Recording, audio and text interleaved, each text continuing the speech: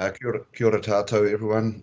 Good to see so many faces. We have the typical challenge of trying to do a Teams meeting or a Zoom meeting and the logistics to go with that. Looking at Margaret's face there, I know how much she absolutely enjoys chairing meetings such as this. For those of you who don't know me, I am Max Baxter. I'm the Mayor of Otorohanga District, and I'm on the Waikato Plan Leadership team, which is why I'm chairing today's meeting. Manujon, could I please just pass over to you for an opening karakia? Tēnā koe Max, kia ora tātou katoa. Ka tika me mihia tu kia katoa, hono mai i tērā nei, me mākoi tīmata te huinga nei. Te māngai ngāna hera puna te tukotoro tapu, nera mātou koutu polonga ke te tukatu te hakapoikiti e tātari ngā kupa katoa, hakapuke ngā no mātou tō te koutu polori rana, ko te hoki te tīmata rana, te hakau tika pai o mātou tūmanako atu nei ro te koutu polori rana. Nera mātou kono piko atu nei, ngā te wana kia koe, mau manaki tanga mo te huinga, mo te tātou ni hapuri. So, dear, wonderful Lord, thank you for this absolutely stunning sunshiny day. May I not get sunburned, but also may this wonderful sun give us the energy to help us get through today's agenda and also support us in the work that we need to do for our community, for our region, for our kids. Amen. Back to you, Mayor. Kia ora, man, I feel invigorated just from that. Thank you. I might just go outside now. No, jokes. Look, again, thanks everybody. Just looking at the agenda here, we've got the minutes from the previous meeting. Do I have a mover and a seconder that they be received, please? Just even raise a simple hand would be nice from those that I can see. I will take it. Thank you, Michelle. Seconded. If anybody can help me out there, it would be great. Who's there on all of those needs? We got Sandy with a second. And awesome. Yep. Appreciate it. Thank you. Got that. Okay, moving on. Today we've got a couple of hours. First off, I'd just like to welcome all the guests that have turned up today. There's a big crowd of us. An opportunity for those that aren't normally at our Waikato Plan Youth Training and Employment meetings to listen to what's going on, what's happening throughout the Waikato, and to listen to the presentations that we have before us today. So first off, we have Manujon, who's from MB, the regional lead of Regional Skills Leadership Group. Then we've got Dr. Sandy Muller from the University of Waikato, talking about the work integrated learning. She is the work integrated learning manager. We've got Johnny McAvoy from Present Me, Chief Revenue Officer, and Sarah Guy from Youth Law Aotearoa, who is a legal education coordinator. So I'll move on to our first agenda item, which is an update from Manujon. Manujon, I'll hand over to you to introduce yourself, and up to you. Sure, thank you. I'll just start sharing my screen. One moment, caller. Here we go. I mean, John, as you're getting started with that, we did just want to welcome, if anyone wants to use the chat function to put in who they are and a little bit about themselves. We're on a pretty tight timeline today for all the presentations, but we do want to honor that we have a lot of great people here. So if you want to use a chat function to put a bit about who you are and any contact information for the group, that would be welcomed. Awesome, thanks for that, Desiree. Good everybody, my name is Manujon Pemerick, and I'm the regional lead for the Waikato Regional Skills Leadership Group here with MBIE. Look, don't worry about taking notes, I'll send this out.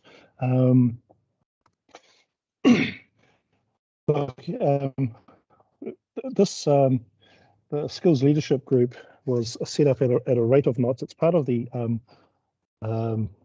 review of education ecosystem. So there's quite a lot of moving parts, of which the Regional Leadership Group is one. What it is a group of employers, really, and a couple from around the region, a couple other people from around the region, really to provide these on the ground insights through to government. So it was set up really as initially last year as a response, COVID response, coming out of lockdown. We had 15 groups. Well, we have 15 groups, sorry. So they're all interim and have been doing quite a bit of work for here in the Waikato. I'll go through it. We've been putting together really a stock take of skills, labour requirements. We've had a number of policy settings coming out of last year's COVID lockdown, where we have literally our borders are closed. We have a number of international workers who had to go home. We have a few international workers who are allowed to stay on in the country. But essentially what we have is huge gaps, not only across the Waikato, but across the country. So this really is the voice of the industry, voice of the community. And so this slide here just sort of shows you where we are. I focus on this middle one here saying independent, and it really is. Although MBIE is helping to facilitate the RSLG, really it is whatever the region says goes.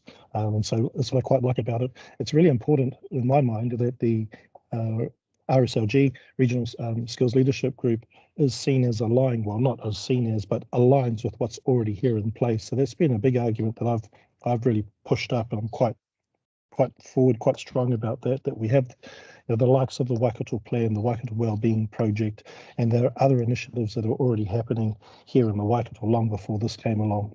So quite unapologetic to my colleagues here at National Office. Might be looking for another job if that carries on.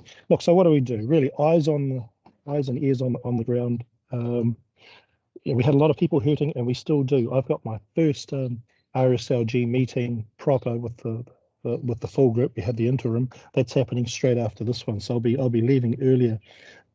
These are some of the things that were being fleshed up from across the different sectors from across the region. I guess the bigger one really is, or the one that stands out for me is here at the end, welfare in the third column there, job initiatives. Do we have that the dial setting right on that? What are we doing for our schools? How are we attracting school leavers? There have been a number of pieces of work there looking at the voice of youth, and this narrative of fear where we have children, or not children, young people leaving school, just not sure what to do, really unsure of themselves. Then we have coming the other way this narrative from employers saying, well, we don't take on young people, they're too much of a risk, and blah, blah, blah, blah. The wonderful thing about this RSLG group is that we're slowly building through that, creating a bit of more of an understanding, and looking at opportunities, how we can help develop our own, because essentially that's what we have to do now. We really have to develop our own. The borders are closed, as I mentioned, and we don't know how long that's going to be for. So opportune time to invest in our young people, certainly. Things that we've done is creating these insight reports and really the voice of different sectors. So we've looked at the primary sector, some of the challenges that are there. We've looked at manufacturing, engineering, and logistics. We're currently looking at construction, and the many skills gaps there. Moving forward, as I said, we have our first meeting today. Our first key deliverable due in 9 months, May or June next year, is the regional workforce plans. Soon you'll be hearing a lot more from me, because I'll be keen to engage with everyone who's on this call here, looking at, well, what are the aspirations for you, for your sector, for your industry, community, because it's really important that, in my mind anyway, that when somebody picks up this document, however that may be shaped up, that they can see themselves in here. This looks really confusing, but essentially this is how it all fits together. And this diagram's a lot easier to read in my mind than the other one I was given. If you look at here, Regional Skills Leadership Group, yes, if I can direct your attention to the arrow moving to the right, what we have here, regional, central government and the region, influence of local activities. So we have a number of employers on the group. We have, and their names will be coming up soon. We have a number of regional CEs on there. Terehia is our Regional Public Services Commissioner. But trying to get everybody who's already here in the region feeding into this, supporting our RSLG members as they engage with their own sectors. Again, just what does youth look like from a construction perspective? What does it look like from a manufacturing perspective? How do they view our youth, for example? Moving along to the third column, this is really where it hits. If you can see that box here, titled Skills Investment, under there is Work Development Council. So what happens is we have 6 councils which have recently been established, and they're still trying to build their numbers there, but they each represent different sectors, and you'll see the names. I'll go through them shortly. But essentially we have insights from the ground, from sectors within the Waikato through the regional skills leadership, feed through to their respective workforce development councils. Currently, the councils are looking at all of the qualifications that Te Pūkenga's subsidiaries look after, or they run. For example, WinTech and all our polytechnics come under Te Pūkenga, for those of you who aren't aware. So they're looking through those. What are the gaps? How does it actually translate across if I'm an employer or if I'm from a specific sector? Do the skills that come with these qualifications, are they fit for purpose? So they're looking at that, and they're looking to the regional skills leadership groups for advice on that. Happy to talk about this in more detail later. So through the Workforce Development Councils, what they do then is they feed into the TEC, Tertiary Education Commission, and really they provide some strong recommendations around where dials should be set in terms of funding. Do we need more of these particular courses? Do we dial down on these particular courses because it doesn't seem that there's a need for skills at this time? And should TEC not follow that, or other parties not follow those recommendations, then they really have to come up with a good reason why. So I was quite heartened by a recent presentation that I saw from the Workforce Development Councils, and quite heartened that yes, we've got a bit of gusto there around that. My words, gusto, quite like that word. Moving on. Oh, sorry, that's now 15. We've had our 15th group set up there. So far, we've had the interim regional leadership groups, and all it has been, well, it's not all that's happened, but we've taken a stock take of the skills within the region, fed them up through the local insight reports. That'll be something that's continuing from there. We've been able to secure the full or the permanent RSLG, Regional Skills Leadership Group, and our key outcome will be the regional workforce plan, and that'll be reviewed annually. So hopefully we get most of it right come June next year, but always room for improvement. So welcome feedback as we go along in this process, and I'll certainly keep you up to date. Moving right along, these are our members, and I hope my colour palette here helps. So we have our 2 co-chairs with Keith and Brendan. Brendan is new to the group. We're lucky that most of our members rolled over from the interim group. So Brendan lives in Auckland. He's one of the directors with Watercare, but comes with strong construction and energy sector background, and also he's a Kawhia boy, born and raised in Tokoroa, but still very much plugged into what's happening here in the Waikato region. Keith Aiken, some of you may know there as the chair from Maniapoto Māori Trust Board. And then we have our industry representatives, Pam Roa, representing manufacturing, engineering, logistics. So each of these sectors here, they are represented by their own Workforce Development Council, Chris Lewis, and there are other names. It was also important, you'll see that I've got here for workers, we have Tony Stevens from Hamilton Youth Resource Centre and Tom Buckley. So from the Dairy Workers Union, very important that we have representatives for the workers, and Minister Sepuloni was very strong in that we had that. I feel quite fortunate to have Tony because I really need that youth voice on the group. Then our new group members, Pat Peoples there from Ship Construction, representing construction infrastructure, and Rosie Sprague, who's recently joined Te Waka. We were lucky to have Michelle Hollins representing Te Waka on the group. She left, so here's Rosie, and then Jason, and then Terehia. Terehia,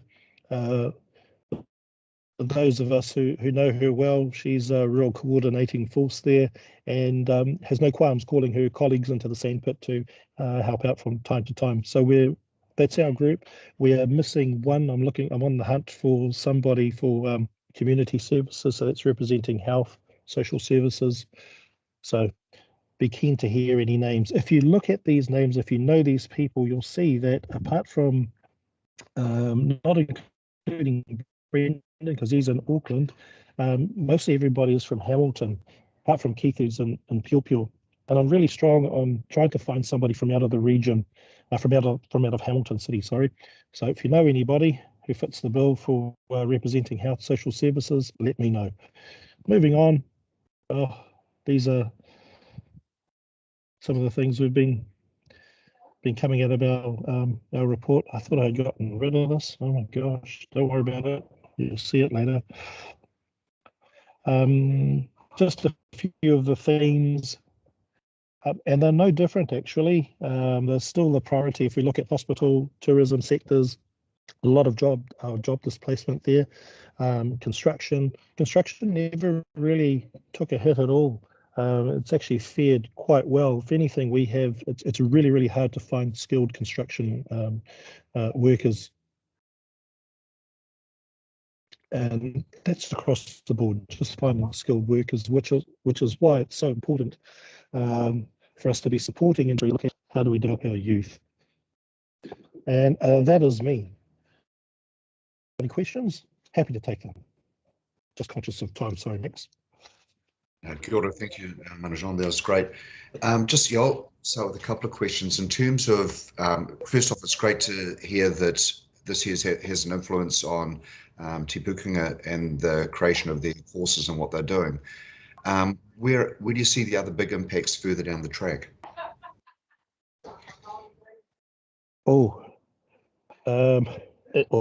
In which way? I just think that. I suppose once you've collated all the data and where you find where there's, I suppose, shortcomings in the labour market, how do you expect this group to make those necessary changes or influence different fields of working? Oh, yeah. Look, that was a bit of a. Thank you for that, Max. I have so many things going through my mind. First of all, if I just think of I go back to what you talk about, Max. Making sure that our rural areas are connected, and so that's one thing that through your support, that our rural communities feel that they are part of this. Other settings that we're hoping to see flexibility with industry to be able to train their own and recognition of that. For example, we have a number of workers who are nearing retirement, absolutely love what they do, but it's so physically taxing. Now, there's a lot of institutional knowledge that really just retire, they go. Industries are asking for support around how we can actually support them to be trainers. Just because you're a skilled worker doesn't mean that you're a great trainer. So there's going to be some training around there, but how do we keep them on in a role that's meaningful, and also they're able to help train up our youth coming through, or the younger workers. So that's one, and it's recognition of that. Another one, and this is coming from industry, is that the qualifications that are being taught in some of our industry areas, our training providers, Wintex, for example, that there's a closer link to actually how those lessons in the classroom are applied in the real world. And I hear this in construction there when they're looking at maths and how that's taught in schools, and Wintec, I'm not an expert at that, but basically Manu comes out with this nice qualification, but he can't scope out a job for a car park pricing and stuff like that. So it's those sort of practical applications that people are really interested in seeing. So hopefully we're seeing that closer alignment of industry requirements with what's coming out of our training industries. The other thing I forgot to mention to people is, and Sandy probably might know this better than me, but we have TEC have two streams of funding awards, and one goes off to the likes of Polytechs, and the other one goes off to the private training enterprises. And what we've seen, so I understand, is sort of a competition between the two, and they're wanting more closer alignment. So there's going to be unified funding through the WDC. That WDCs, that'll be fine. The workforce development councils, that'll be great, and helping to coordinate where they'll go through TEC, turning that funding towards here, so on and so forth. But I can only see great benefits for our region educationally. Max, the other thing will be closer alignment with secondary schools and getting into to the year 9's third form in my mind. Yeah, that's it. Thank you. Bevan, I see you've got a question. Yeah, it wasn't really, it was just adding that, for the education system, we see for our schools in Kura a key opportunity with the Regional Skills Leadership Group to feed to schools, feed to pathways and careers teams, up-to-date insights in terms of, what are the opportunities there now, what are the skills gaps, and what's being predicted for the future. It's something that we don't do a great job of providing timely information around, and so we haven't yet got the systems in place around the Regional Skills Leadership Group to create that connective and flow of information, but that's certainly something that we want to be doing now that the interim group has been finalised into the Regional Skills Leadership Group. Okay, awesome. Thanks, Kevin. Hey, Manajan, thanks. That's a really powerful group of people you've got representing our area there. Really good to see. Can I just put the word out to everybody again in terms of the representative from Health and Social Services, please, if you know of anybody, as Manajan said, if they can preferably be from more of the fringes of the Waikato would be wonderful. But we're really after somebody to fill that space. But you're really excited about that group of people you have working with you there. So thanks. If there's any questions further down the track for Manajan, please just talk to him in the chat if you can, because I want to pretty much stick to our schedule as we can. So Manajan, thank you. Moving on to the next agenda item, we have Sandy Muller from the University of Waikato talking about over the last 5 years where funding of youth programs and that has gone. So Sandy, I'll hand over to you. Kia ora, thank you. Ko Sandy Muller Aho, I'm the Work Integrated Learning Manager at the University of Waikato. I'm also the working group leader for the Rapid Response Trials, which is why we're presenting today. When we first got together, we realised we need to be data-led. The information that the new projects that we want to work on needs to be data-led, it needs to fit our scope, as well as identifying the priority cohorts. So the first thing we did was to say, well, what has been asked? What has been done? What has been funded? What has been piloted before? So I suggested in my role as Work Integrated Learning Manager, ask a group of students to help us to collate this information. So we were lucky enough to get a group of MBM, Master of Business Management students, Peter Skelton, Ashley Parrott, Rebecca Jin and Shakun Wei. They worked on that from quite an intensive month and over August, I suppose, and they presented for one of their assessments last month. And because this is an online meeting, we've got that presentation now to play. And Peter, I know, is online, but I'm not sure if Rebecca is as well. Some work commitments meant half of the team at least couldn't be here today, but Peter is available and I to answer any questions afterwards. So let me see if I can share this. Please let me know if I don't usually use Microsoft, so Chrome tab. Let's try that one. There. Share.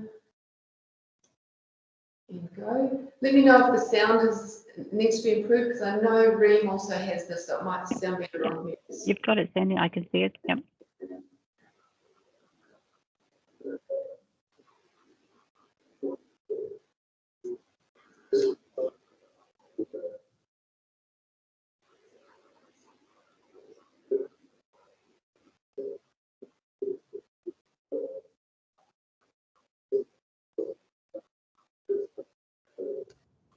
We have a problem with audio. Sandy?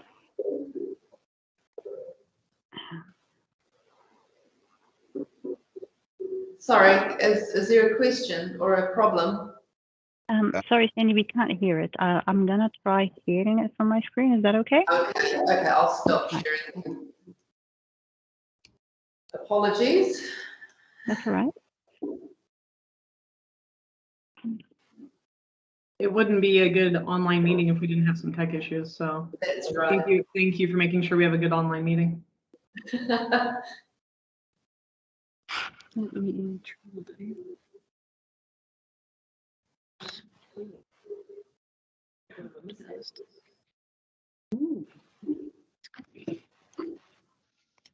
For you, sorry, I'll start again. Thank you for being available to attend our presentation today. The team has really enjoyed working on the project, and we're really excited to share our findings with you today. So this project was centred around the research, collaboration and analysis of the numerous initiatives which have been funded through government agencies as well as through external trusts and charities, where basically the focus has been on ensuring that all youth have the same access to quality education and training, as well as employment opportunities across the whole Waikato. The primary reason for completing this project was to establish a starting point or a database of initiatives so that any future decisions regarding youth initiative funding could be more accurately targeted to the identified gaps and community needs. With a relatively short turnaround time, it was imperative that we as a team compiled a timeline which was both measurable and achievable. The first major component of this project was to carry out research and basically sift through the numerous youth initiatives to collect those that were only relevant to employment, training and education. Once we completed this and all the information was in one place, we were then able to begin sorting the initiatives into the specific categories for the database that we'd decided upon as a team. Although there were still more initiatives coming in at this stage, having this information in one place and well organised enabled us to better find the gaps and any additional needs so that we could begin an analysis process. Whilst carrying out the research of this project, we had contact with Sandy, who was a great help, and she's also a part of the Waikato project and liaised with her colleagues on our behalf. So as Sandy works for the university also, and all our information came from publicly open sources, we were able to avoid ethics approval for our research. It was also highlighted in our project brief that a gap analysis may be necessary depending on our findings, which Rebecca will discuss in more detail shortly. I'll now pass you on to Shakun, who will give us more insight into where our project sits in the wider Waikato plan. Okay, thanks, Pete. The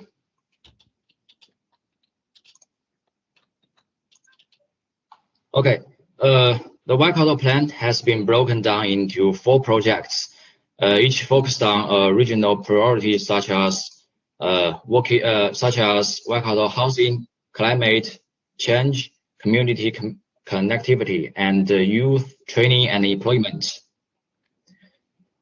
Through the completion of this research, we have begun the task of satisfying one of youth training and employment project's key action priority, which is data and insights. This is important to help drive the success of future decision making on funded initiatives. In the wider scheme of things, the project also works towards many of the United Nations Sustainable Development Goals, namely Goal 4 of ensuring quality education for all, and Goal 8 for decent job and economic growth, and Goal 10 of reducing inequalities within communities. Okay, Ash, please. Thanks. Thanks, Shipin. So the desired outcomes were outlined in our project brief. However, once we started working on the project, these shifted slightly to become more relevant to the Waikato plan and work within the timeframe that we had. So this also meant that our original timeline and project plan was altered in line with these changes. After discussion with Sandy, we realised that a written report wasn't the best way to deliver our findings to the Waikato Plan Steering Group. A more effective way would be to present this as a team to them and allow them the opportunity to ask questions. COVID has had a slight impact on that, so we're recording this presentation and anticipate sharing this with them for viewing in their own time. We are also hoping to present with them another opportunity to ask questions about the project at a later date. Initially, when we started this project, the idea was to have a database built into the Waikato Plan website to make it easily accessible to those looking for it. Websites are not so easily constructed, and just last week we were advised that this is no longer the easiest option. So the database we have created now is housed in a searchable Excel spreadsheet, and it summarizes the initiatives and allows for easy updating in the future. We'll show you how all of this works at the end of our presentation. So finally, our analysis and our recommendations. So based on the publicly available information we gathered, we were able to put together our findings and some basic recommendations based on a few key areas, which both Pete and Rebecca will cover shortly. There was limited detailed information available that identified whether or not the initiatives were successful, how many participants they had, and other information that would have been required for a more in-depth analysis. So in our last meeting with Sandy, we all agreed it would be a large task requiring a lot more time, and so this was out of the scope of our presentation. So on to the methodology. Our approach to this project was simple. We collated as many organisation names and initiatives as we could locate or were given from Sandy at the Waikato Plan and created our master data sheet. This was a list of the names of organisations or initiatives as well as the most recent available website for it. With consultation with Sandy, we had then identified what sort of information would be relevant in a database like this and created our headings, which I'll go into a little detail on shortly. From here, we combed through the websites and pulled out all the relevant information from them and plugged them into our working database, which is now an open, editable and searchable document. Based on the key points we identified and extracted, a basic analysis was completed and our recommendations will be presented shortly. With our headings for the database, we wanted to keep them concise but relevant. It was important to think about what sort of information would be most relevant to the people using the database. So, if the information was publicly available to us, our database identifies the major funder, coordinator or current contact person for each initiative, and whether the initiative is ongoing or halted. We've also broken down the target groups into ethnicity, gender, socioeconomic group, geographic location, and age. And our age bracket was broken down into 3 stages. So junior high school, senior high school, and post-high school, 12 to 15, 16 to 18, or 18 plus years, and they're all allocated different stage numbers. The last few headings involve a summary of the initiative tags, and these are vital. Not only will many of the keywords listed under these 2 headings come up when you're searching the document, but it also provides the reader with a concise summary that will allow them to decide whether or not they want to look further into that initiative. We'll be demonstrating this at the end of today's presentation, so I'll now pass back on to Pete. Thanks, Ashley. Through the research we have concluded and collated on the past initiatives, we've found some really interesting insights. Starting with the geographic nature of the initiatives, there are many focused on the major towns such as Hamilton and Taupo. However, areas which showed only one specific initiative for their regions include Matamata Piako and Morrinsville. Although these were covered in some rural-focused initiatives, there is still some room for work to be done for youth in these areas. It would be great to see more initiatives such as the Waikato University Pathways to Excellence Transport offered by other interregional tertiary providers such as the Polytechs. One of the categories was that we used was borrowed from the Ministry of Youth Development website, which was to break down the age groups of participants into the 3 stages that Ashley talked about previously. Once we'd been through this, it was quite clear that for the most part, stages 2 and 3 were very well catered for, but stage 1 was lacking in targeted initiatives. As a team, we feel that this is an important age group to engage young people in their education and futures. so as to avoid the proverbial ambulance at the bottom of the cliff. It was great to see a significant number of initiatives identified to be specifically targeting Māori and Pacifica youth. However, gender, specifically females, showed only one initiative focused on the development and empowerment of young women. All in all, there is an impressive number of valuable and well-targeted initiatives, past and present. However, one question that we still have is how effective are these initiatives, and how important would this knowledge be when making future decisions? We feel as a team, again, further research in this area would help to round off our current findings. I'll now pass you on to Rebecca, who will pass on our recommendations. Thanks, Pete.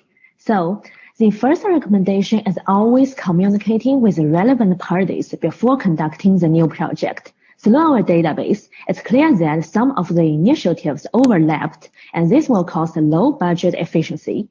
My second recommendation is to find a break to address the specific ethnic barriers, such as the lack of driver license and bank accounts. Gender differences should be also considered in potential job scope and opportunities. Talking to young people and find out the root cause of why they didn't have education, training, or employment is essential. Individual circumstances may differ, but analyze the same patterns that appeared is a key action to do. My third recommendation is to ensure the different regional education system has the same teaching standard. For example, the school budget and the field trip numbers. We also should make sure no one has left in stage 1 and 2 studying process. Next slide, please. The second part of recommendation focuses on key success factors. The first one is changing the cooperation with local communities, since they will have more insights and comprehensive views to the regional youth problems, such as leave school at a young age and lack of academic interests. The close relationship with local communities will also help those initiatives in promotional strategy. The main purpose is to let more young people know where they can ask for help. The second key success factor is aligning with various organizations and convince them the Waikato plan has mutual benefits between organizations and individuals. This factor will motivate companies to open opportunities to young people who are currently in disadvantaged groups. For example, young people who came from low socio-economic backgrounds will have a strong intention to change their lives. They will devote more and seek industrial approval for the work they finished. The last key success factor is keeping update with initiatives in order to match corporate required skills. For instance, computer skills now play an important role in daily work. Some initiatives were started before 2001, and they should update their training process and include new things. At last, the Waikato plan shows the visionary outcomes for a prospective region with full potential youth. Youth development is also beneficial to the Waikato region's development in the long term. Next slide, Ash will show our Excel database for this project. Thanks, Rebecca. So that ultimately concludes the formal part of this presentation, but before we opened up for sort of questions, we just wanted to show you what the database actually looks like and what the result is that we've come up with. So Pete will just swap the screen share over.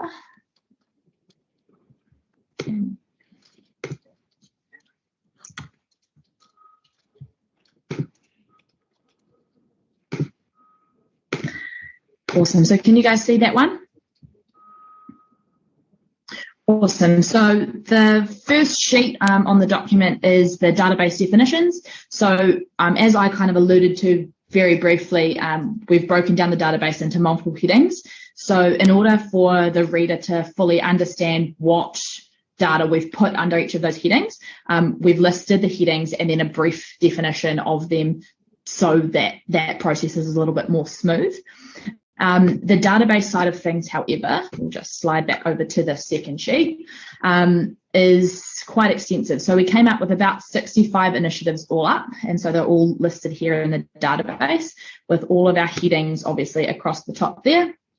The cool thing about this database is this little green box here.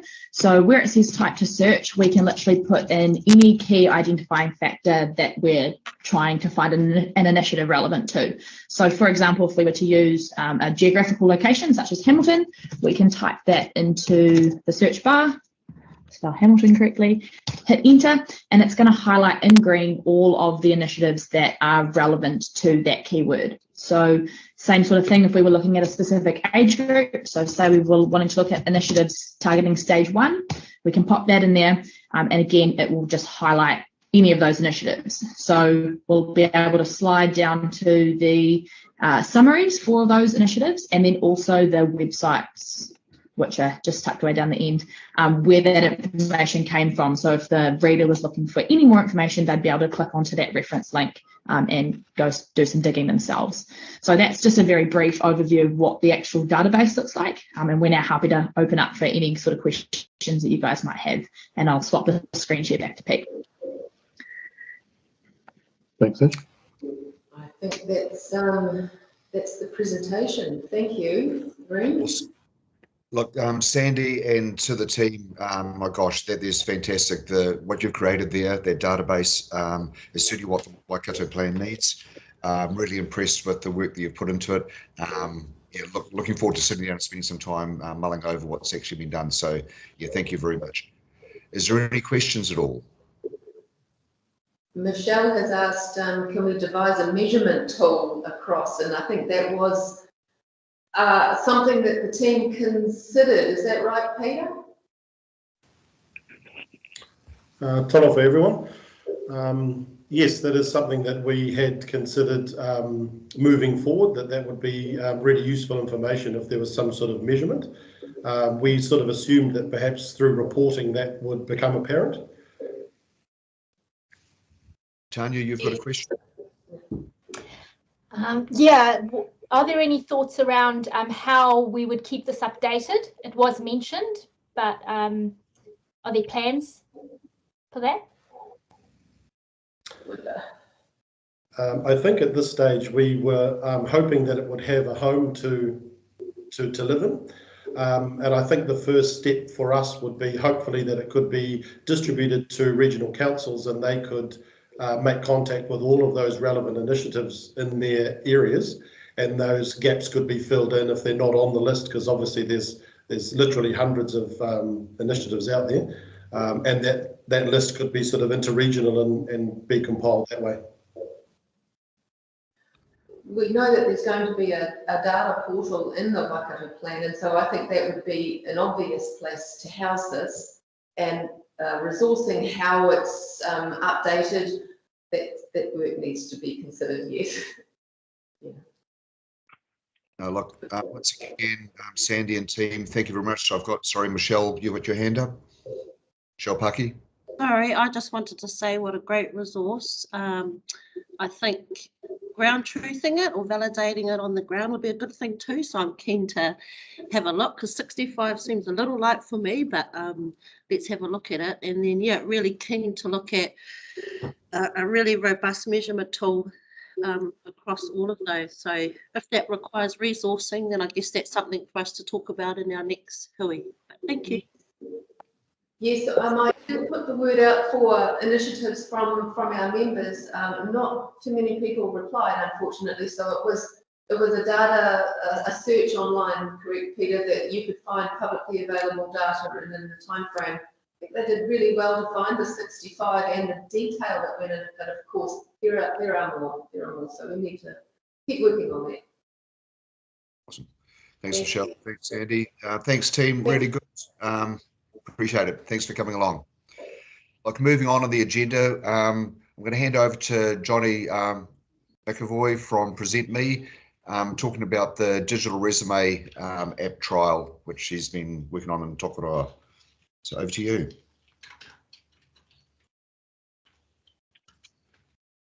Cool. Kia ora, everyone. Can you hear me? Can I get a nod from you, Max, if you can hear me? Very good. And you can see my screen as well. Oops, not share. Oh, hang on.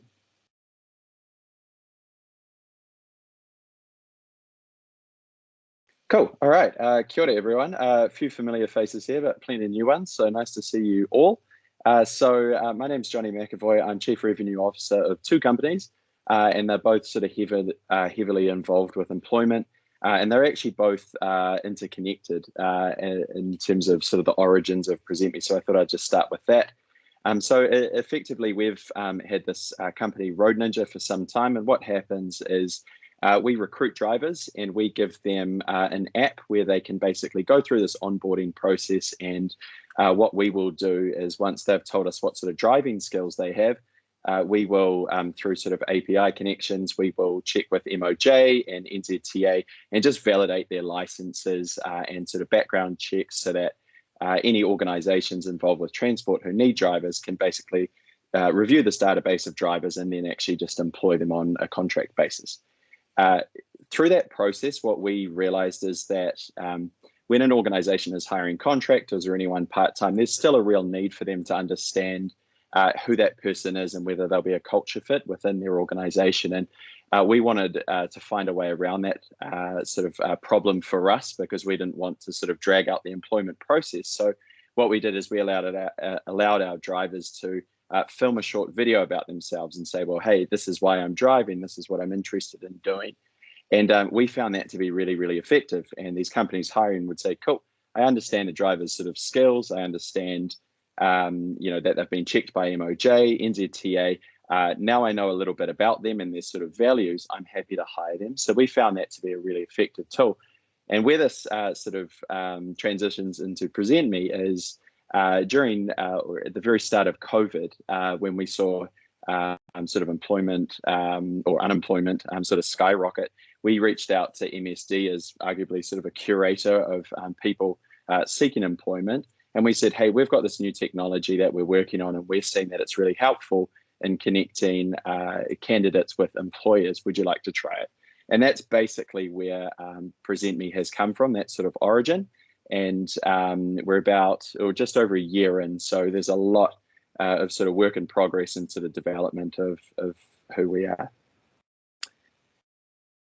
All right, so just to give you a quick background of where we're at this stage. So we've sort of made a decision with Present Me that we're really interested in focusing this product towards people that we'd sort of say potentially more susceptible to stigma or disadvantaged. So with that, we've been working with Ministry of Social Development. So we've had two paid pilots with them, one out of Waikato and then at a national level as well. And now we're in a process where we're going through sort of security and sort of privacy audit. And same with Department of Corrections. We're at the point where we're going to start a trial with them. And through Bevan and Margaret, who I see are on the call, we first reached out to them from Ministry of Education. That's actually led all the way to us being here. So very early signs are really positive. And we probably had a few hundred people through Present Me, which I'll explain in a second what it actually is. And early signs are really positive. Hey, Johnny, just one quick question. I know I see you. Were you attempting to share a screen at the moment? It's a question Dujon's asked as well. Thank you. I was. Let me just check on doing that right. As much as we enjoy looking at you, Johnny.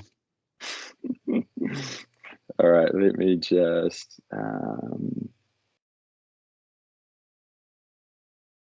having a Mac problem right now. Let's just see. We do have your screen now, though. Oh, we did have. Yeah. Okay.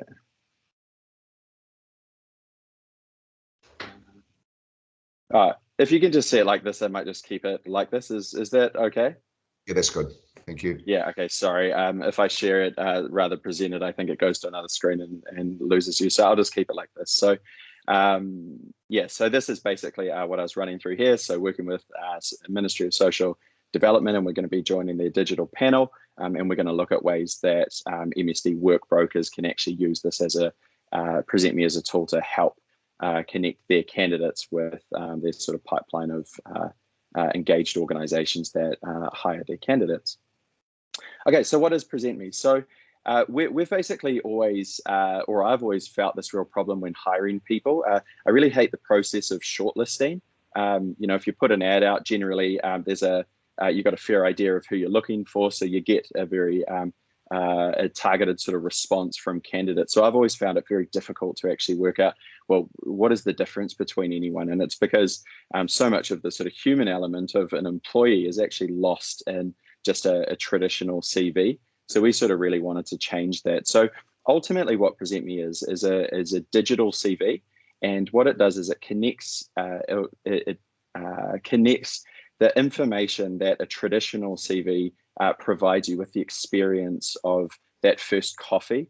And that's what I've always found when hiring people is when I actually go to meet someone, it's always in the first 30 seconds of that coffee or phone call that I'm like, okay, cool. I know that they've got the sort of skills based on their traditional CV that I've looked at, but I also think, you know, they add a lot of value to the company, and we're trying to combine that process. So the way we do it is kind of interesting. So we incorporate video into our CVs, and then and while that all sounds great, if I were to ask any of you to sort of film a 30 or 45-second trailer about yourself, it'd probably be hard work and may not be sort of, you know, top of your priority list. So we wanted to devise a way to make filming yourself a lot more accessible. So what happens is if I were to send any of you a link to Present Me to complete one of our courses, what happens is you'd open it up and basically you're running through a survey. So we actually pitch questions at people and ask about their education, their employment background, hard skills, soft skills. And because we're using video, we actually ask about some other areas that are important to people around culture. It could be elements that people typically exclude from a CV for fear of sort of bias, but areas around sort of religion and whatnot. And a lot of those sort of questions are all optional if you're comfortable talking about them. So as you go through this process, you complete your survey, and in the background, our software is designing a really nice CV for you. And then what we do is we basically say, hey, thanks for all the information you've provided. What we're going to do is actually turn this into a script. So a lot of the sections where you've provided information about your education, your employment, we say, cool, let's turn that into a soundbite, and we're going to use that to start developing a script. You download our iOS or Android apps, and your script is sitting there, and you just get to play with it and make sure you're comfortable before you actually start filming. So this is the part where you get to sort of fulfill that John Campbell fantasy of reading the news. Your script is sitting there on the phone, and basically it's teleprompted across, and you're just filming yourself reading. And the idea of that is it just removes so much of the complication of actually filming yourself and doing a good job, because you're just not thinking about, what am I going to say next? And, you know, if you're worried about that, then often that sort of, you know, impacts your performance. So we're finding that this is working really well. And interestingly, it's helping a really wide range of people actually use Present Me, which is quite interesting. So I thought I'd show a quick video. So I'm just going to get this one running here. And this is just a good example of what it actually is. The audio may or may not be playing. Reem, if it is not playing, I've actually emailed you the link. So if I could get you to show it, that would be really helpful. But I'll get it started. And if someone just wants to shout out if you can't hear Grace speaking, that would be really handy. But just to summarize, this is what a Present Me profile looks like. So, you know, there's no requirement to develop your own CV. You don't need to have been exposed to computers growing up to develop design skills. You just enter the information and we create a CV for you. So we've got all this information, and pretty typical of someone that's young is that they don't have a huge employment history to pull on. So we actually want them to be able to really focus on a lot of their sort of, you know, key attributes and some of the positive stereotypes around, you know, being sort of young, malleable, enthusiastic, so that they can really sort of show who they are. So this is Grace's CV. But I think the interesting stuff is actually watching her. So I'll get this going. If someone could just shout out if we can't hear the audio. And Reem, if that's the case, if you could actually just sort of take over and show the video, that would be really good. So I'll get it going. Hi, now. Johnny. Yes, I've got it. I can play it. Okay, shall I just get you to do it? Because I suspect it's not going to go here. So would you like to just take over? That would be great. Thanks.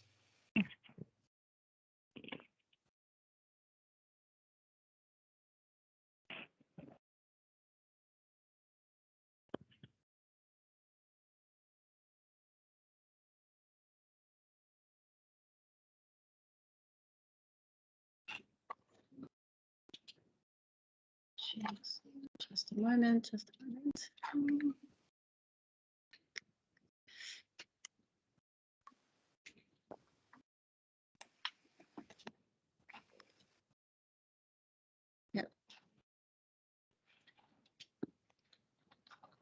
Kia ora, I'm Grace or Gracie if you prefer.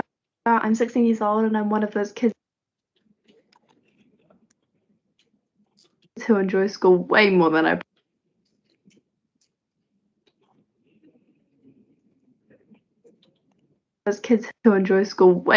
probably should.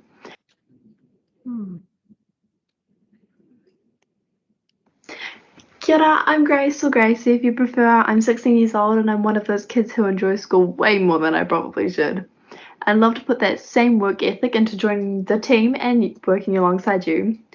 I believe my communication skills to be of a high standard with the experiences I have in directing and performing in many drama performances at school. Through training and peer mediation courses, my people and problem-solving skills are good. And my involvement in school groups, including Wellbeing Committee, yearbook, school productions, Shakespeare National Competitions, leader of the Pride Group, leader in peer mediation,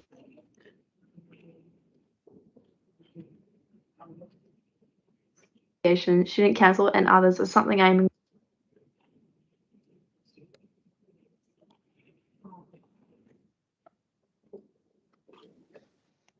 student council and others is something I'm incredibly proud of. I realise I have the skill to work with a diverse group of people at a high level and enjoy it immensely. I started working from the age 10 delivering newspapers, but my first contracted job was gained in 2020 where I worked as a wait staff. During the last 8 months, I've worked in the hospitality and tourism industry and given me an understanding of potential career options. Within the next few years after leaving high school, I'd love to complete a further education and receiving a bachelor's degree in communications. This hopefully leading to a job in journalism and broadcasting. Never half-ass something, always use your full ass. My English teacher told me that. This quote is something that's always stuck with me since year 9. It's dry humour, but I cracked up laughing the first time I heard it. And now I understand it, and I believe it's a perfect example of how I present myself in every aspect of life.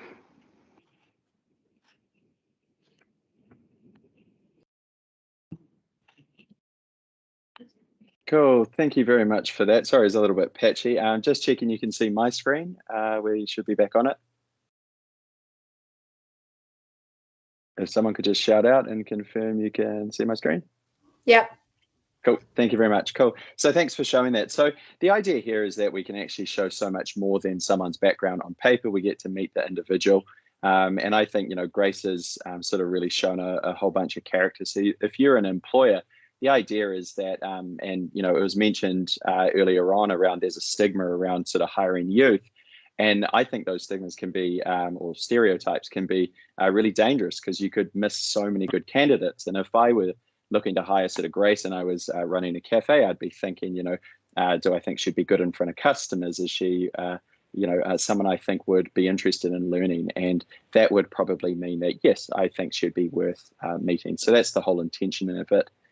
Just while I was watching the video, I saw a couple of questions and someone asked about whether you can use Present Me in applying for jobs with Seek and Trade Me in those traditional sort of job boards. And the answer is yes. You can basically download it as a PDF so that the PDF version of this profile can be sent through, and it makes it pretty clear there's a video that the employer can then use. All right, so I'll just a quick time check. I better hurry up. So that's basically what Present Me is. And there are a few things we're working on sort of around inclusivity, a big focus of what we want to do. We've just recently received a grant from Potama, and that's going to allow us to translate one of our courses into Te Reo. And there are a few other things we're doing around actually deciding, is literacy the sort of tickets to the game to actually being able to create a CV. So we're thinking about ways in which people can actually just dictate what it is they want to talk about in terms of their background, and we'll transcribe that into a CV, and then they can obviously do their video themselves. Now, in terms of the project, so just want to firstly thank our Waikato Plan for the support around this. Big thing around this is that it is a work in progress. So I'd love to say that I have all of the findings, but we're just in the process of sort of working some students through. So We kicked this off roughly 6 weeks ago, just before we sort of went into lockdown. And the idea is that we'd get 10 students, and 5 from Tokoroa High School and 5 from Forest View High School. And we'd get them together in a classroom and we'd basically introduce them to Present Me. And the idea is what we want to do is get them thinking about their transitions, whether it be sort of tertiary or into employment or internships. And what we want to do is get them thinking about the sort of views that employers would have and how they can sort of, map their current situation and background, to appeal to those sort of employment or tertiary needs. And then the idea, of course, is actually to get them through Present Me so that they have a really good profile that helps them stand out and sort of supports their case for successfully transitioning wherever it may be that they're going. So the measurement we're looking to sort of capture, and again, work in progress, is that we really want to understand product adoption around youth. I think we're probably all fairly or agree that youth are pretty good sort of with adopting technology. And when we had our initial session down in Tokoroa, what we found, and we've got a few photos on the right here, what we found is that students sort of not unexpected, they were pretty fine just going through the course, answering the questions, and even getting in front of the camera. And that was something that I observed, is that working with different sort of groups of people, some people are much more nervous about using video, whereas I found the students, to actually sort of adopt it, and it was almost a non-issue, sort of getting them to use it. The one thing we're working on, or another observation around it, is that I definitely don't have the authority that principals have.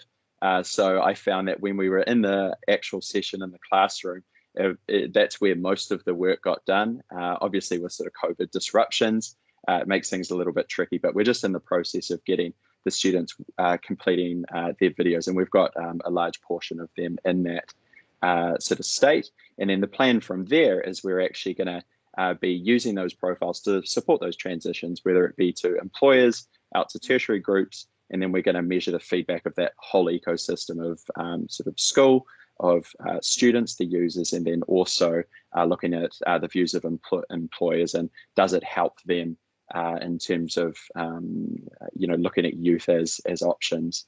So that's basically where we're at with the project. So we'll be looking to update once we have a sort of a firmer grasp on all of these points. I think that is about my time, and I think I've covered everything off. So actually, one last point. I included a slide, and this was actually off a conversation yesterday. One thing we're really considering is, once we have a repository of all of these students or youth looking to transition, we're thinking it would be really interesting if we actually just developed a portal where what we'd be able to do is allow certain groups, whether it be tertiary or employers, to actually access a very targeted youth sort of demographic. So we could have a student, Nikau, he could upload his profile, and someone could come in here to actually access a sort of a youth workforce as such.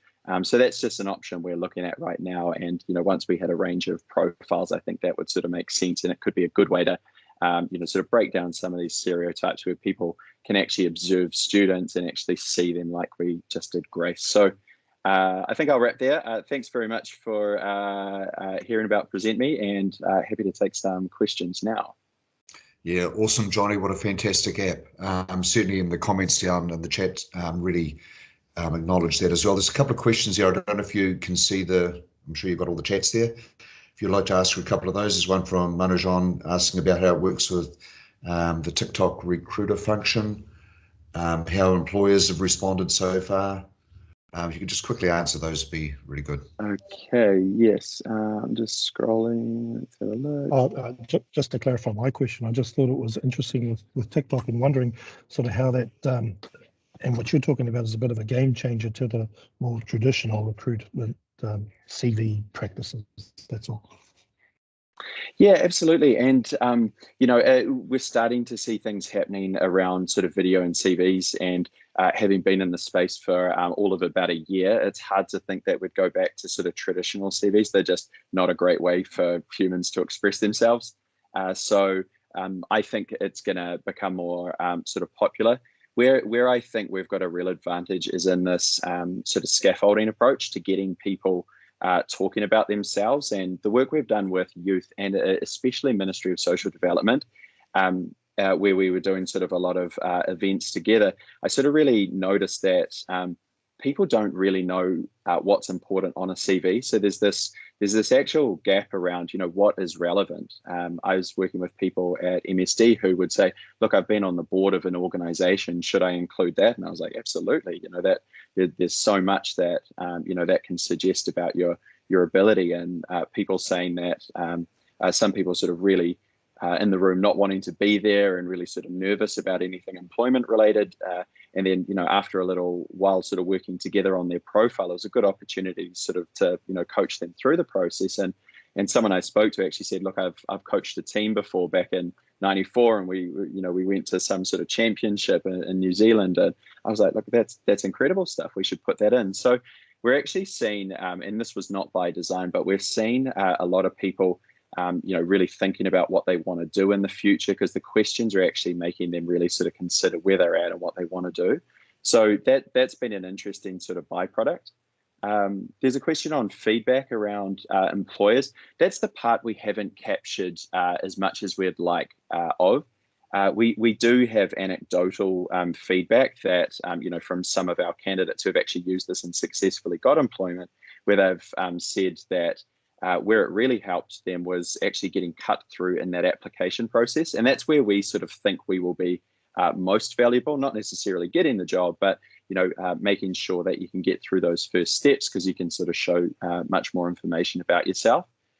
So I think that's, I think that's almost the part I'm not so worried about. To me, it's more, can we get people sort of, you know, through the course and filming, and we're sort of showing we can. For employers, recruiting's expensive. You know, it's usually about 10% of the contract value in which you'd pay to actually successfully place a candidate. So if we can, you know, sort of reduce the cost for an employer to go directly to candidates and not need recruiters, you know, there's a real incentive for businesses to actually, you know, sort of get more information in that very first stage of hiring people. Let's have a look. Thanks for the support, guys. Some nice comments there. Let's have a look. TikTok recently launched their recruiter function. So sort of goes into what I was saying before. So I do see this as popularizing, and it makes a lot of sense.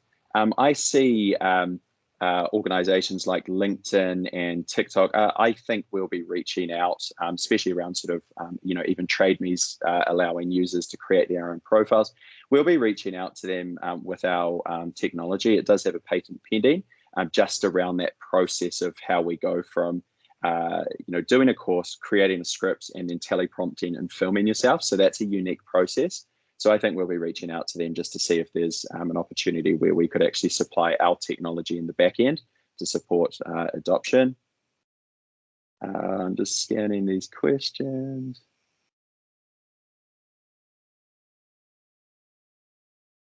Question here, just wondering within the employers portal if there is an opportunity for work experience, project, volunteer, koha, options that organizations could offer and the young people could put their hand up if interested. So that slide I showed you, that is something we haven't developed yet. And I think, you know, we're still in the process of really investigating all things sort of education and in a few different sectors. So we're sort of really validating some basic things around, you know, who pays for this, how do we charge, and then what could we do in terms of once we have all of these profiles, what's the best way to use them. So Sarah, thanks for the question. I'd be really interested in talking to anyone here around sort of opportunities that we could explore and sort of consider and how we develop it. Awesome, Johnny. Look, thanks very much, mate. I will have to get you to move on now so we can carry on with the show. But I'm certainly looking forward to future updates as you get further down the development stage. But no, it looks really, really exciting for you. Good work. Thanks. Cheers, eh? Okay, we'll move on to Sarah Guy talking about youth law services for providers and youth. So I'll pass over to you, Sarah. Morena e te whānau. Congratulations, you have just adopted me. I am a newbie, sorry, to Teams, but also technology. I've spent 42, 43 years trying to avoid the camera and anything to do with technology, and then lo and behold, here we are. So I also normally have in person a young person to roll their eyes at me and go, "No," and sort it out for me, right? So yeah, Morena, thank you for having me in your space. My name is Sarah and I am from Youth Law Aotearoa. We have been around for 30 something odd years, and I never knew Youth Law existed until I got the job a few years ago, which is shocking, I think. But just it goes to show we don't know what we don't know until we know it, right? I am going to be a little bit clunky and try and share the screen for a couple of bits and pieces, potentially. Can you feel free to turn your microphones on? I'm all good if somebody wants to object to anything coming from the lawyer realm. That would be much appreciated. Can you see? All good, Sarah. Thanks, so. All good? Sweet. Okay, yeah, so we've been around for those 30 something years, and we are now part of the National Community Law Centre movement. So we are a sister, brother, sibling, cousin, or whoever you want us to be, of your Community Law Centre in Waikato in Anglesey Street, I think it is. So we work alongside all of the regional centres. Our point of difference is we are specialised in that we only work for young people and young people up to the age of 25 years old. They are always the client. If I can ask you to, I'm going to do something a little bit rebellious. And if you have another tab that you can open, if you have another device, i.e. your phone or any other sort of screen in front of you, if we can go to menti.com, you don't need to download anything. Menti.com, and then it says join a presentation.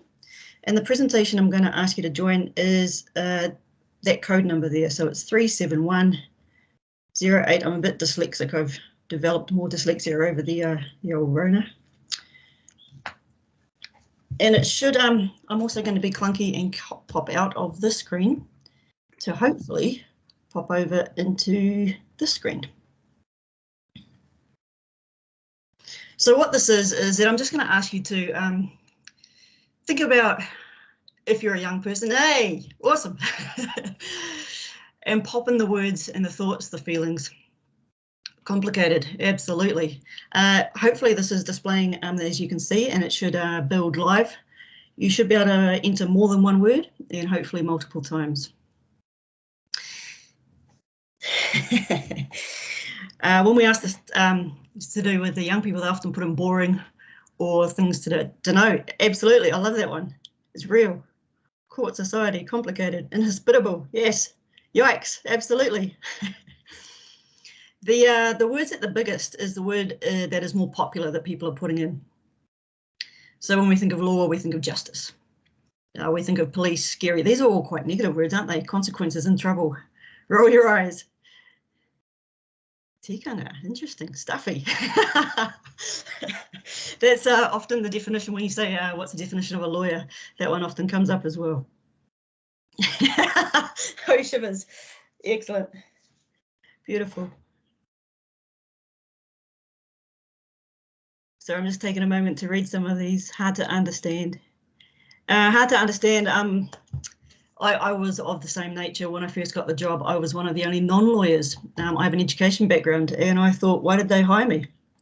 And it wasn't long to understand that I have to translate. I'm the translator. So when we're talking about youth and law, those two words generally don't go together for compatibility and for compliance and for anything positive.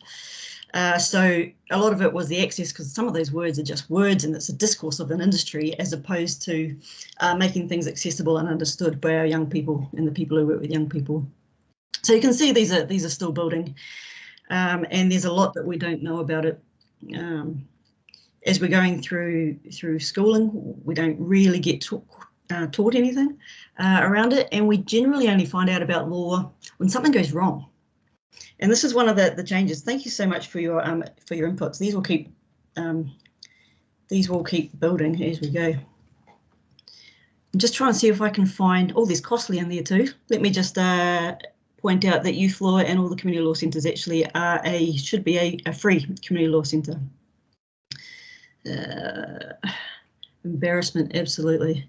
A lot of our young people don't want to, they'll hide away and they won't highlight anything as a legal issue because they just want the drama to go away.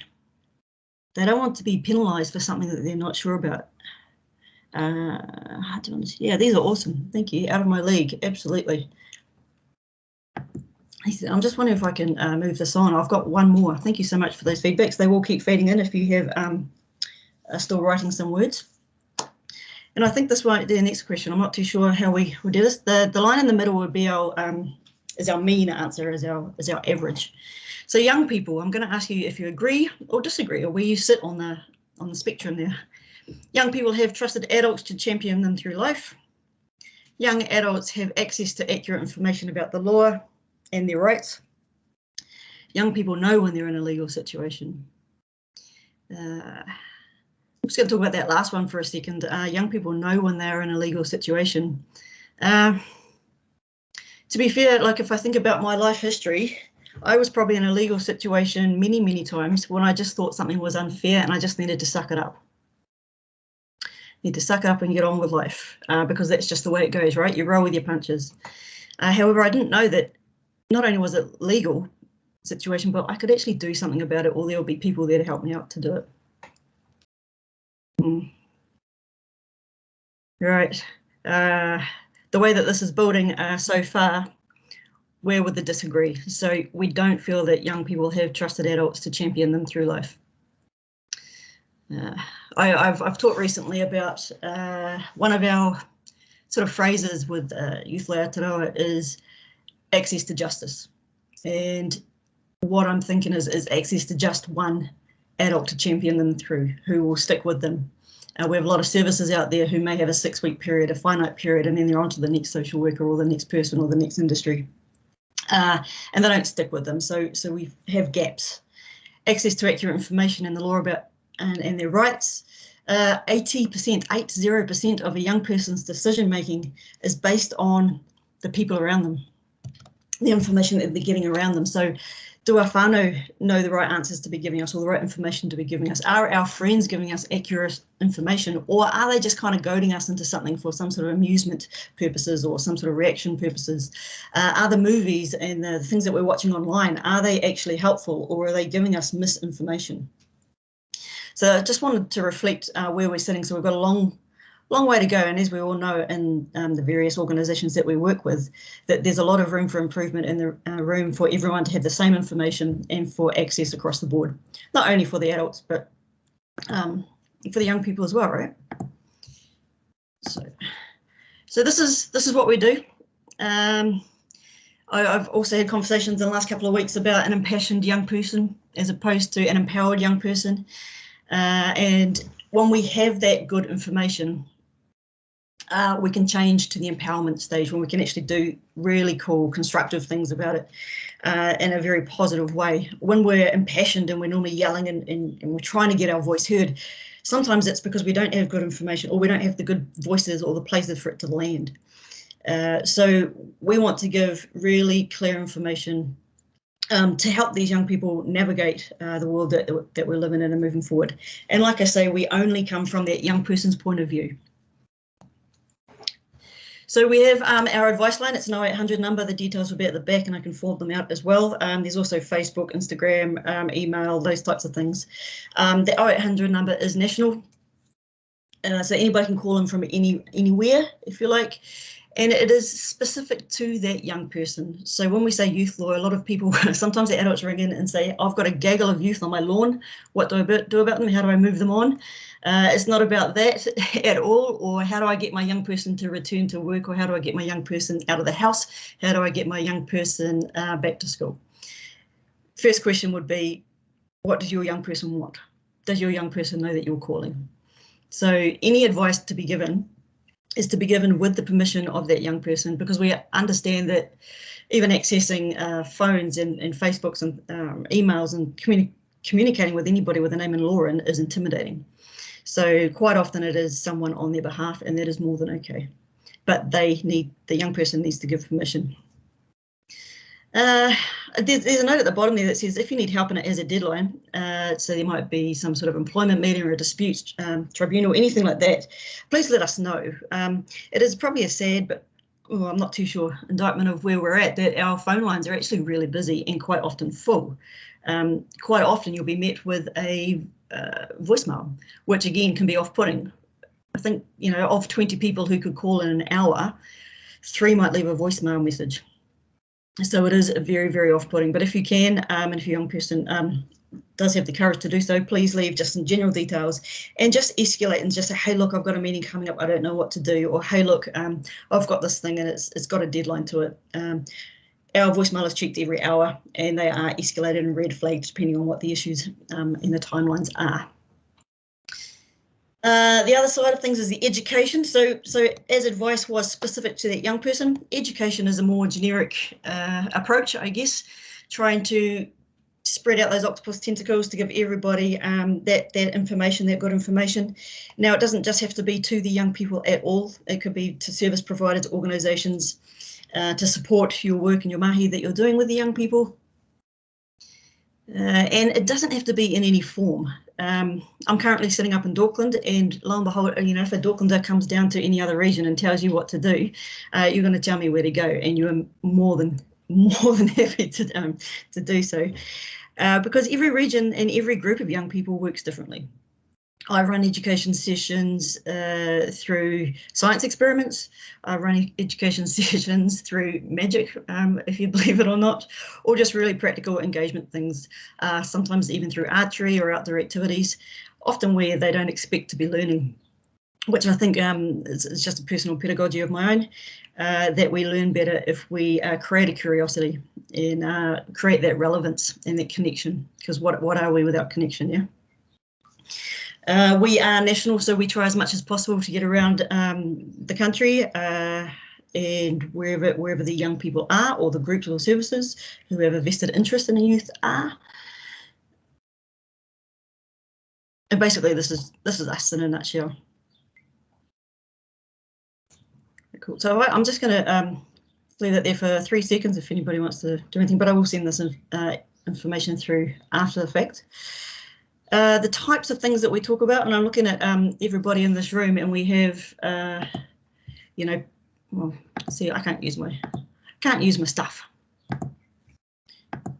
Going back to, I don't think you want to see my beautiful desktop. You can help me clean it up if you like. But like, there's people from, you know, you've got your Young Workers Resource Trust there who do amazing work with employment specifically. So what's our point of difference and how do we help?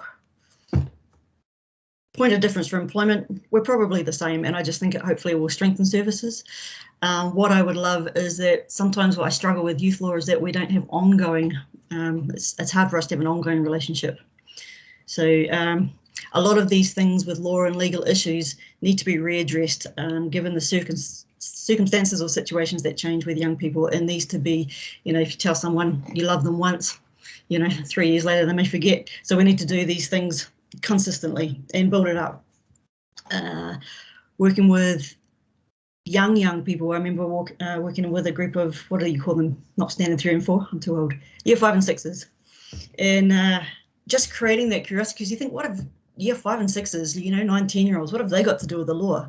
Well, they're a young person and they have a place in society, they have a place in community, and they have a place in whānau. They have rights from the day that they're born. They have protections from the day that they are born. And if we can start these conversations, rather than waiting till something goes wrong, and then when they've already built up a brick wall to what the law is, and they've built up an idea that law is all of those words that you threw out at the beginning. Law is all of those negative connotations. If we can start conversations really, really early, and those young people can feel their relevance and their why is this law made? Where does it come from? Why do I agree with it? Why do I disagree with it? And then we can, when they get older, they're not so resistant to some of these conversations. They can sort of say from their point of view, this suits me now. Some of these laws are made back in the day. It's not relevant to society anymore. And they can say, you know, having firearms license at whatever age or doing this at this age doesn't make any sense anymore, and we need to keep ourselves safe and our families safe. And they all have experiences. So starting, I think I heard earlier about having some of these employment workshops from school leavers and then starting them at year 9s. Yes, please. A lot of our school leavers leave early, so they don't even get those. So when we have it just at those final years, a lot of our young people have left already. And then maybe the ones that need more support, because are they leaving school because they need to support their whānau? We have a lot of young people supporting their whānau with the rents and just the day-to-day living. We have young people who are being asked to leave school to go to do this. That is even when they're enrolled in school. So the employers are putting a pressure on. So if you don't come to the shift, you don't have any more shifts for the rest of the week. So these are all legal situations where when I was younger, I thought, oh, if I don't turn up to the shift, my employer said I'm just not going to get in. Oh, that sucks, dumb, I better turn up. But actually a lot of these things are illegal and bullying. And as I've that's another point of difference that Youth Law does. We can look at all of the issues. So it may not just be an employment issue. It may be a family issue, maybe an education issue, and maybe an access to information issue, which all weaves into anything to do with employment. So we want to basically start taking down these barriers and changing some of these perceptions about what that tiny little 3-letter word law is, and build on that word community and our place in community and how we can navigate our way through it. And that is a lot of banging on from me. I apologise. That's what I do best. But please ask me any questions about youth law, because it is not a finite project. It is actually got to do with life. Law is life, as I've found. So please, yeah, throw anything out there, make some noise. Tell me you object. Ask me. You're just reading some of the comments down the side there. There's obviously a lot of interest in the topic. Yeah, sorry. Yeah. So I do have one hand up here. Sorry, I can't see who it is. Can you know who you are? So please go ahead and ask your question of Sarah. Oh, kia ora. Yeah, it's saying YWRC admin, but Tony Stevens here from the Young Workers Resource Centre. Yeah, kia ora. Kia ora, Sarah. Yeah, just amazing work, tautoko, everything that you've been saying. Really just wanted to say that I'd love to link up with you and connect, because there's a significant amount of crossover in the mahi that we're doing, and we're really talking about the same thing in many ways. So we'd just love to connect with you, really. All the merrier, yeah, and absolutely. So for staff, yeah, young people across the board, one team, one dream, yeah. So yeah, thank you for that. Cheers. Absolutely. I'll try and steal your email from somewhere. Maybe I'll drop mine in the chat or something. Yeah, no one's hidden these days. Yeah, absolutely, love to, Tony. Thank you. Awesome. Any further questions of Sarah before we sign off? No, wonderful, Sarah. Awesome having you here and spreading the word. And no doubt you guys will just, as a consequence of even this forum today, you'll even get busier again. So yeah, good luck. Good luck with that. Thank you for turning up today. Thanks for having me. Cheers. Now, Desiree, if I'm correct, we're at the end of this part of our meeting, and we'll be going into our breakout rooms. So do we say goodbye to our guests at the moment, I'd imagine? Yes. Yep, we'll be closing out the meeting for our guests and move on to our Waikato Plan work stream members, who will be magically portaled into breakout rooms, so you can have some conversations on the work being done in your priority area. That's correct. Awesome. Thanks. Manajon, can I just ask for a closing karakia for our guests, please? Sure. Tēnā koutou, mō ka hororo ko whāriki e koutou. Thank you for the wonderful words and ideas and thoughts you've shared with us today. So this one's about putting stuff back, like cleaning the house. I'm learning that. So here it goes. Hiki te te rongo mai whiti o te le kaupapa tukua kia e tukua, kia wātea, tūtunu whakamaua kia tīnā, haumie hui e taiki e. Goodbye. Thank you, Manajon. Hey, thank you to our presenters and our guests.